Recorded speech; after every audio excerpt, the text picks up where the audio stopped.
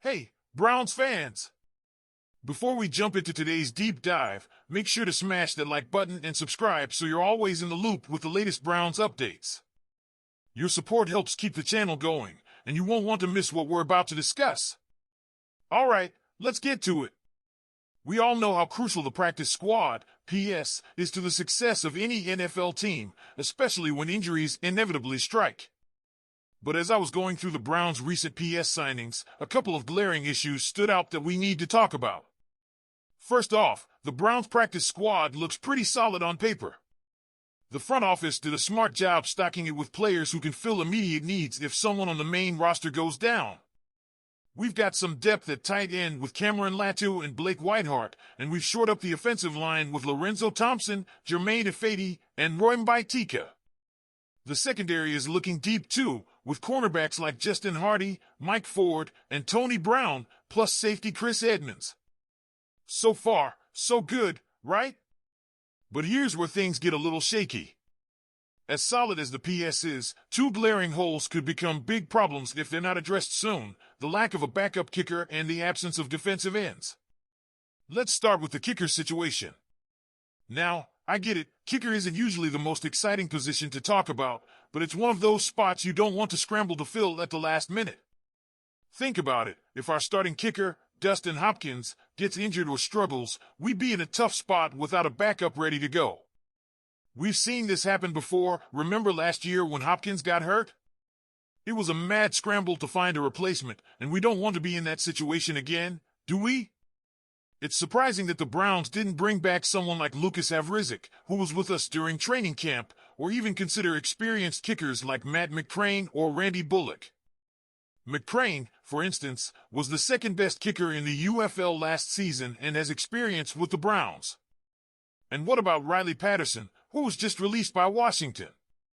These are guys who could be on the PS right now, getting familiar with our system, just in case they're needed on game day.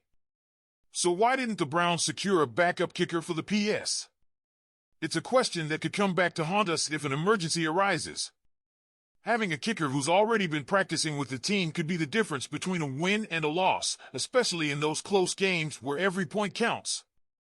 Now, let's talk about the defensive end situation. The Browns have one of the best starting defensive end duos in the league with Myles Garrett and Zadarius Smith. And with guys like Alex Wright, Isaiah McGuire, and Ogbo Okoronkwo, our depth seems pretty solid too. But here's the thing, depth can disappear quickly in this league, and it's always a good idea to have extra bodies ready to step up, especially at a position as crucial as defensive end. Right now, the only defensive end on the PS is Sam Kamara, who, at 6 feet tall, is more of a hybrid player who could be better suited for the interior line. So, why haven't the Browns added more depth at defensive end? And more importantly, where's Isaiah Thomas? Isaiah Thomas, our 7th-round pick from last year, was released in the final roster cuts and wasn't picked up on waivers. But instead of joining the Browns PS, he signed with the Cincinnati Bengals. Thomas showed some promise in the preseason, recording a sack and multiple tackles for loss. So why didn't the Browns keep him around on the PS? Thomas probably saw a better opportunity with the Bengals, who, despite having solid starters in Sam Hubbard and Trey Hendrickson, are thin on depth at defensive end.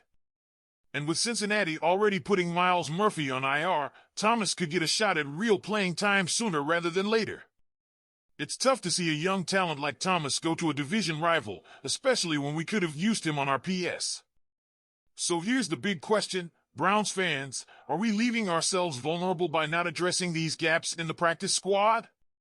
No backup kicker means we're rolling the dice on Hopkins staying healthy all season, and a thin group of defensive ends could put us in a tough spot if injuries hit. What do you all think? Is this something we should be worried about, or do you trust the front office's strategy here? Let me know in the comments, and let's get the conversation going. This is tough news. Our beloved Jim Donovan, the voice of the Cleveland Browns for over 2 decades, has just announced that he is stepping down from his role as play-by-play announcer. Jim has been battling cancer for over 20 years, and unfortunately, it has returned with a vengeance. In a heartfelt statement, Jim shared that his cancer is a tough opponent and that it has come back with a vengeance. Now he is focusing all of his energy on this fight, and his family is right there with him. It's a decision we all understand, but never wanted to hear. For those of you who don't know, Jim Donovan is more than just a voice. He has been a part of the Browns family since our return to the NFL in 1999, covering every high and low with passion and dedication. His influence extends beyond Cleveland as well. He has called NFL games nationally, covered the Olympics, and even the World Cup. Jim is truly an icon, not only in Cleveland, but in the world of sports broadcasting. As the Browns prepare to face the Dallas Cowboys in their season opener, it's hard to imagine Jim not being in the booth. But he's made it clear he'll be watching and listening, just like the rest of us. So, Browns fans, what do you think of Jim Donovan's incredible legacy? Let me know in the comments, and we'll keep him in our thoughts as he takes on this next challenge. The Browns have been busy adding to their practice squad, and after their initial wave of signings, they just added 3 more players to the mix. Let's break it down. First up, we have running back Gary Brightwell. He's coming over from the Jacksonville Jaguars after being released, but you may remember him from his time with the New York Giants. Brightwell was a 6th-round pick in the 2021 NFL Draft and has played in 37 games over the past 3 seasons. While he's had some rushing, 41 carries for 164 yards and a touchdown, his real impact has been on special teams. The guy has been a workhorse out there, playing over 50% of the Giants' special teams snaps each season. That's the kind of grit we like to see. Next up, we had tight end Blake Whiteheart. Whiteheart made the Arizona Cardinals roster last year after a solid college career at Wake Forest. He didn't see much action with the Cardinals, only playing 11 snaps in 2 games, but his potential is something the Browns are banking on. At 6 feet 4 inches, he has the size to make an impact, and we'll see if he can become a reliable option for us. Finally, cornerback Mike Ford Jr. also joined the team. Ford's signing didn't come as a huge surprise, as it had been hinted at previously, but now it's official. Ford is known for his prowess on special teams, which is an area the Browns are clearly focused on strengthening. So, Browns fans, what do you think of these signings? Do you see any of these guys making an impact this season? Let me know in the comments. I'm really curious to hear what you think of these moves. Let's keep the faith in our team and in Kevin Stefanski's work. We're sure he'll put together the best team possible.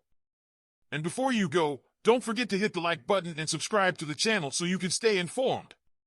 We have more Browns content coming, and you won't want to miss it. Let's keep the conversation going and, as always, go Browns!